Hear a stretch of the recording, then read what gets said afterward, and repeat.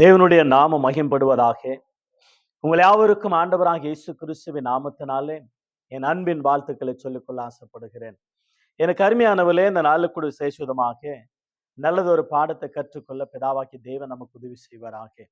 அருமையானவர்களே, இந்த நாளுக்கு கூட விசேஷமாக 2வது பாகமாக மரங்கள் பேசுமா பேசாதா, can trees talk or not,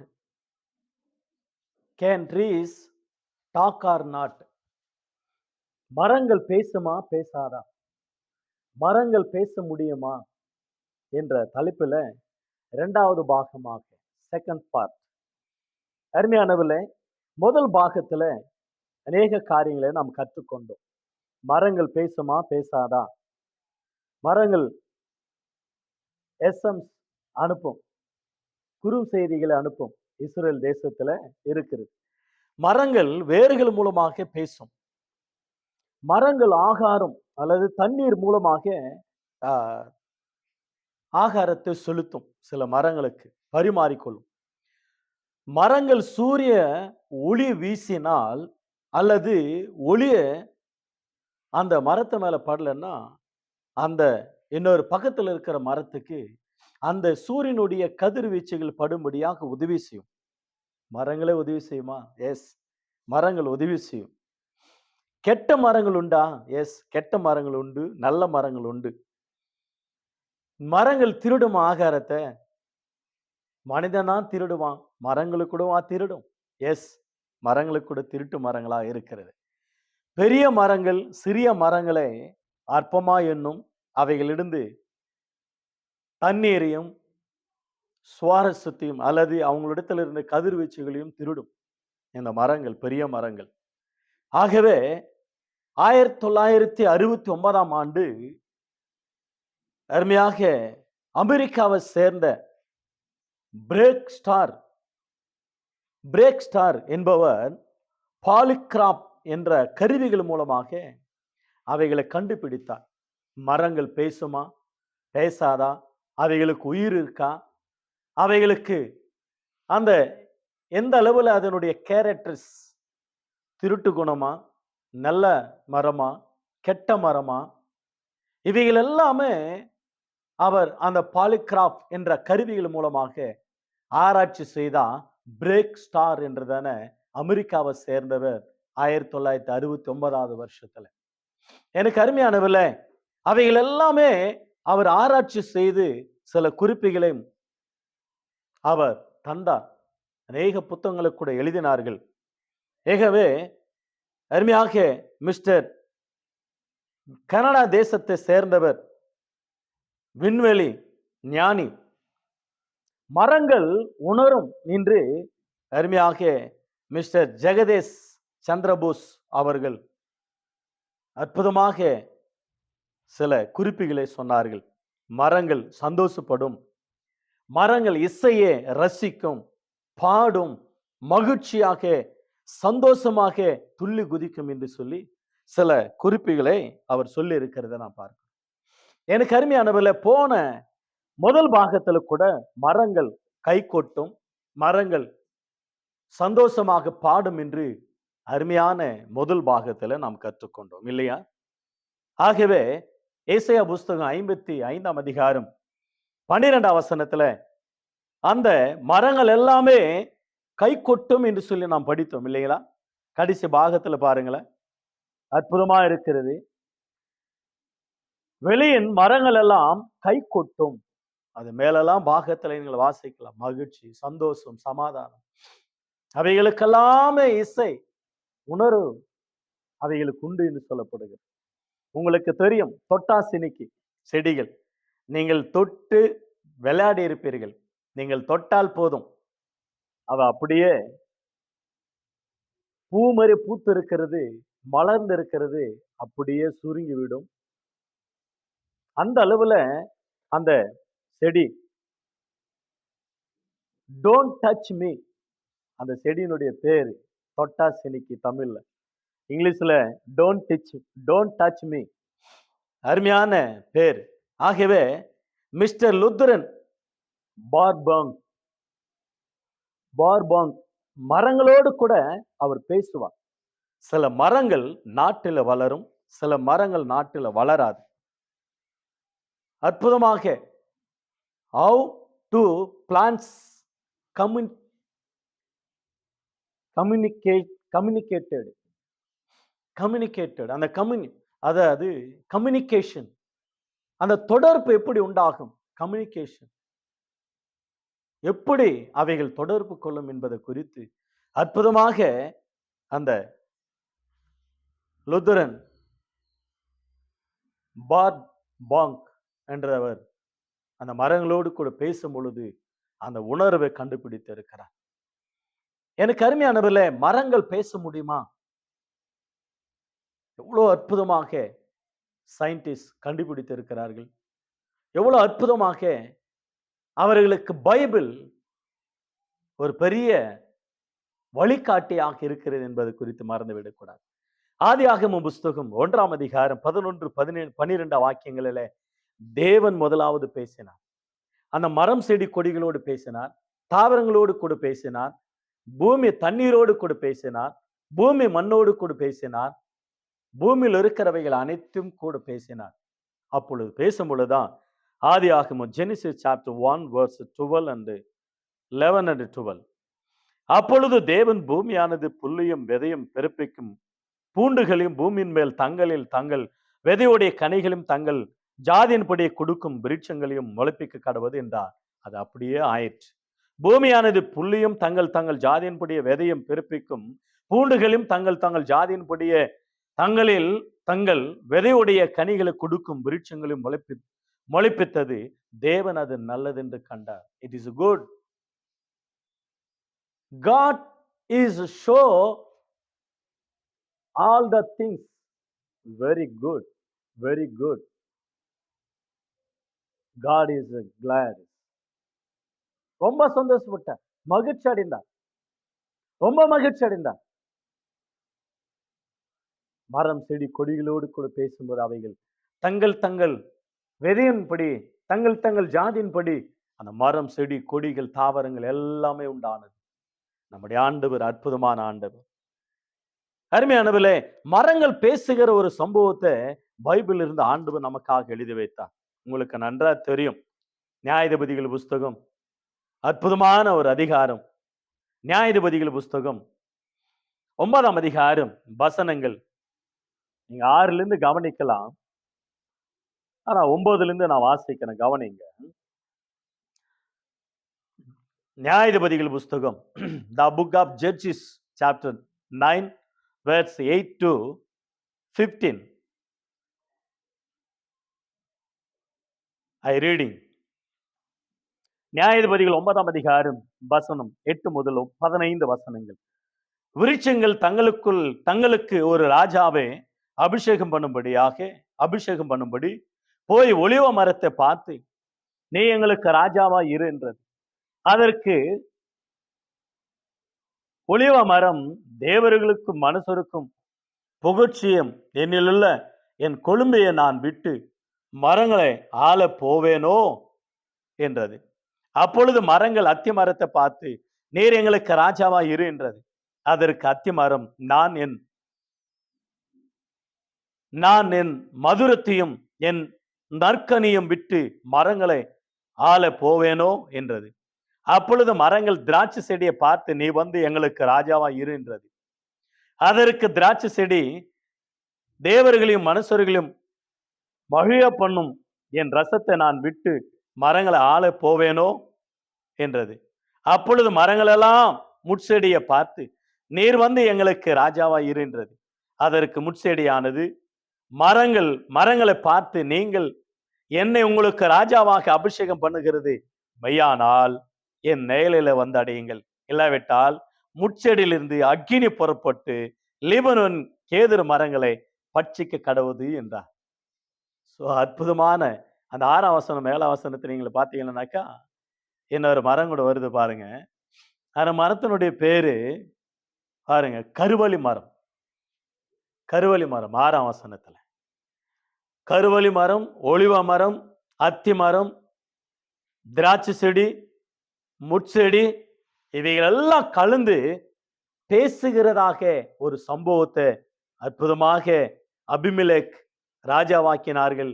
அந்த நேரத்துல பேசுகிற ஒரு சம்பவமா இருக்கிறதை பார்க்கிறோம். மரங்கள் பேசுகிறது. சயின்டிஸ்ட் கண்டுபிடித்தார்கள். எப்பொழுது என்றால் பைபிளை படித்தார்கள். மரம் செடிகளோடு கூட ஆண்டவர் பேசினார். தாவரங்களோடு கூட ஆண்டவர் பேசினார். ஓ, நம்மளும் பேசலாம். ஒரு உயிர் இருக்கு, ஜீவன் இருக்கு, உணர்வு இருக்கு, வாசனை இருக்கு, சுவாசம் இருக்கு. அவைகள் நல்லவைகளா இருக்கு, கெட்டவைகளா இருக்கு. இன்னும் நிறைய படிக்க போகிற மரம் செடிகளை குறித்து குறித்து இன்னும் அற்புதமாக இன்னும் வருகிற பாகங்களில சுவாரஸ்யமா இருக்கும். அவ்வளவு அருமையான பாகங்கள் பைபிள்ல ஆண்டவர் நமக்காக எழுதி வைத்திருக்கிறார். எனவே மிகவும் இம்பார்ட்டன்ட் இஸ்ரேல் ஜனங்களில, இஸ்ரேல் நாட்டுல அத்தி மரம், திராட்சை செடி, ஒலிவ மரம், இவைகள் எல்லாம் அழியாதவைகள், அத்தியாவசியமானவைகள். அடிக்கடிக்கு ஆண்டவர் சொல்லுகிற காரியங்கள், ஜனங்களை குறித்து, வீட்டை குறித்து, குடும்பத்தை குறித்து, பிள்ளைகளை குறித்து, மனைவி குறித்து சொல்லப்படுகிற காரியங்கள் அவைகள் மிகவும் முக்கியமானவைகளாக காணப்படுகிற மரம் செடி கொடிகளா இருக்கிறது. ஆகவே ஒலிவ மரம் நான் எப்படி வருவேன்? என்னுடைய சொலிமை என்ன? என்னுடைய கொழுமை என்ன? நான் தேவர்களுக்கும் மனுஷர்களுக்கும் ஒரு பெரிய சந்தோஷத்தை உண்டாக்குகிற அற்புதம் என்னிடத்தில் இருந்து.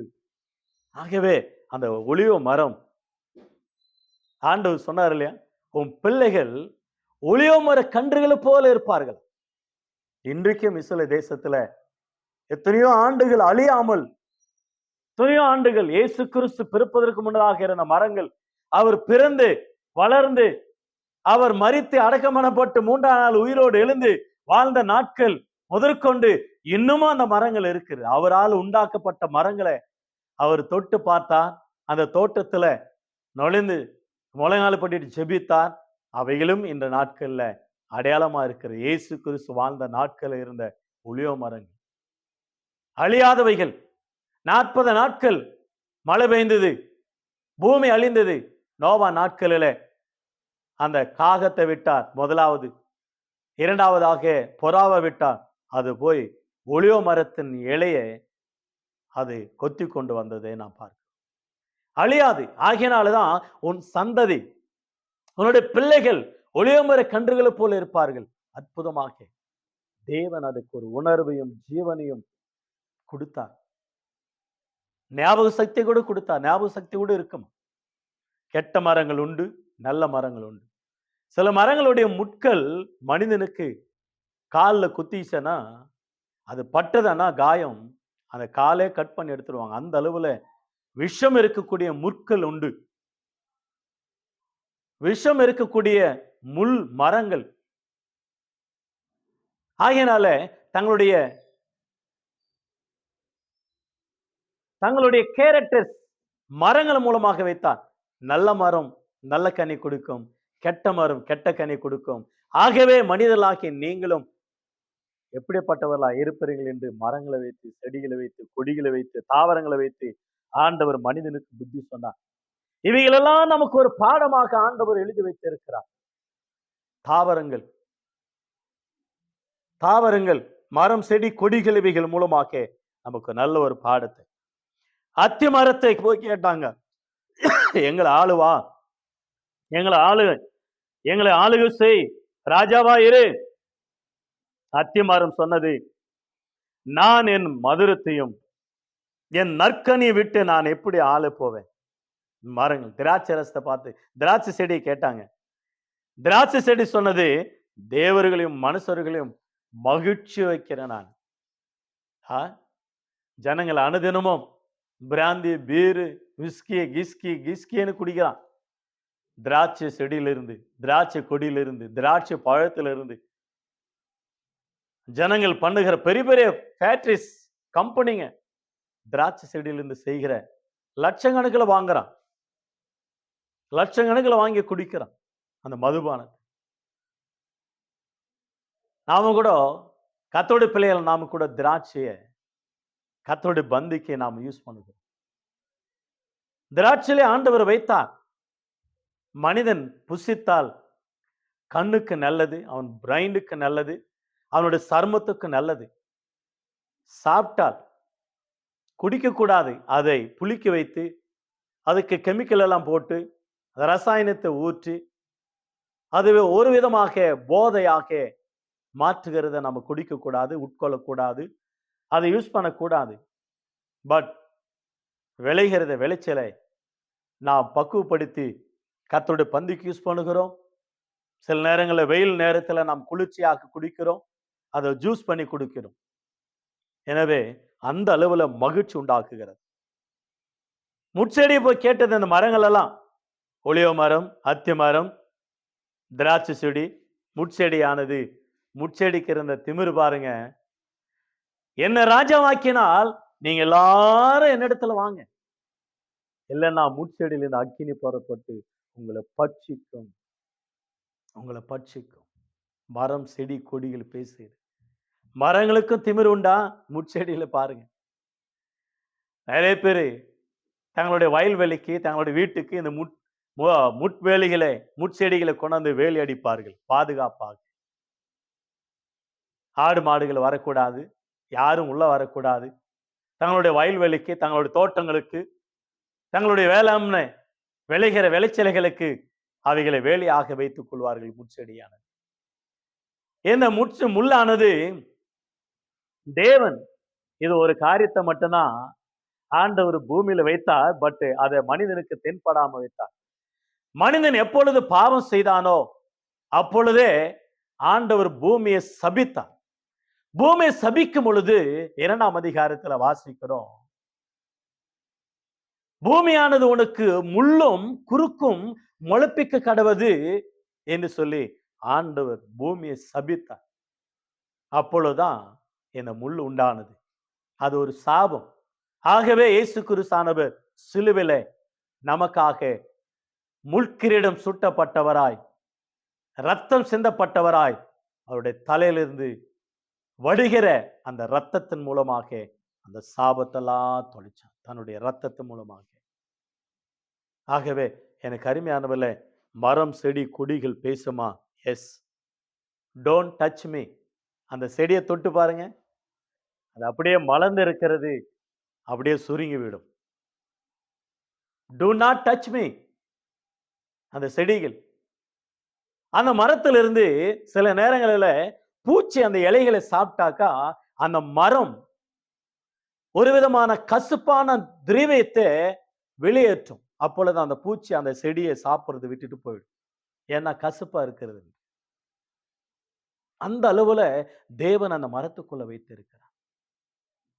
அந்த வேர்கள் மூலமாக இன்னொரு மரத்துக்கு தண்ணீர் இல்லைன்னா இன்னொரு மரம் சேர்த்து தண்ணீரை அந்த மரத்துக்கு செலுத்தும்.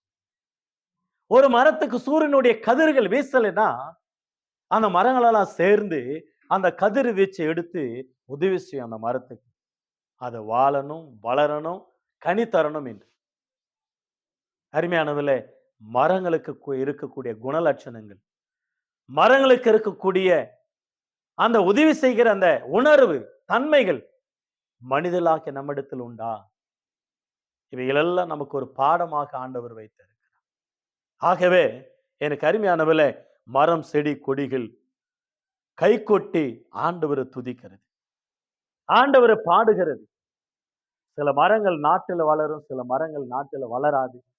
சில மரங்கள் எந்தெந்த இடத்துல வைக்கணுமோ அந்தந்த இடத்துல இருந்தாதான் அந்த மரங்கள் எல்லாம் வளரும். ஆகவே மனிதர்களாகிய நாமும் கூட சில இடங்களில ஆண்டவர் நாட்டப்பட்டால் அந்த இடத்துல விளையணும். அக்கறைக்கு இக்கரை பச்சை, இக்கரைக்கு அக்கறை பச்சைன்ற மாதிரி அல்ல. ஆகவே ஒளியோ மரம், திராட்சை செடி, அத்தி மரம், கருவலி மரம், முட்செடியானது இவைகளுடைய குணலட்சணங்கள் ஏகப்பட்டது உண்டு. கர்த்தர் சித்தமானால் ஒவ்வொரு மரத்தினுடைய அதனுடைய ஆயுசு நாட்களையும் அதில் இருக்கக்கூடிய கேரக்டர்ஸ், அதில் இருக்கக்கூடிய குணலட்சணங்கள், அதுக்குரிய அந்த உணர்வுகள் கர்த்தர் சித்தமானால் இன்னொரு பாகங்களில ஒவ்வொரு மரங்களுடைய தன்மை குறித்து நாம் படித்துக் கொள்வோம். ஒளியோ மரம், அதனுடைய எண்ணெய், அதனுடைய விதைகள் எவ்வளோ கோடிக்கணக்கில் வியாபாரம் செய்கிறார்கள். ஆகையனாலதான் உன் பிள்ளைகள் ஒளியோ மர கன்றுகளை போல். உன் மனைவி திராட்சை கொடிய போல, திராட்சை செடிய போல வளருவாளாக, இருப்பாளாக. உன் வீட்டை சுற்றிலும் உன் மனைவி திராட்சை கொடிய போல இருப்பாளாக. அற்புதமாக ஆண்டவர் அத்தி மரத்தை கர்த்தர் தேடி வந்தார் ஒரு முறை. அது கனி இல்லை. பட் அந்த மரத்தை சபித்தார். அவனமாக நாம் மாறக்கூடாது. இவைகளெல்லாம் நமக்கு ஆண்டவர் எழுதி வைத்திருக்கிறார். கர்த்தர் சித்தமானால் வருகிற நாட்கள்ல அவைகளை குறித்து ஒவ்வொன்றாக படித்துக் கொள்ள ஆண்டவர் நமக்கு உதவி செய்வாராக.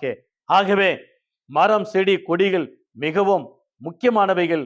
பட் அவைகள் நமக்கு ஒரு பாடங்களாக, அவைகள் நமக்கு ஒரு அற்புதம் ஆண்டவராகிய தேவன் வைத்திருக்கிறார்.